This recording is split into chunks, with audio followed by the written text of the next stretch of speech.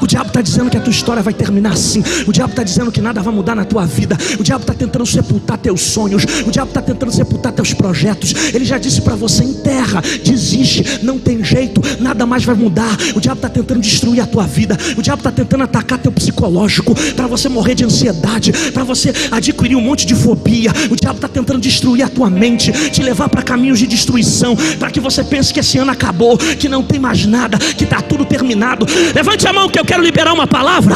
Levante as duas, quem tem juízo. Se eu sou profeta para essa noite, em menos de 48 horas você vai viver a maior virada de milagre da tua vida.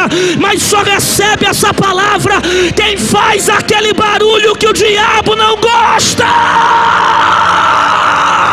Vai, vai, vai, vai, vai, vai. Só dá glória quem recebe. Quem recebe manda glória. Só dá glória quem pega. Quem pega dá glória. Dá glória quem recebe.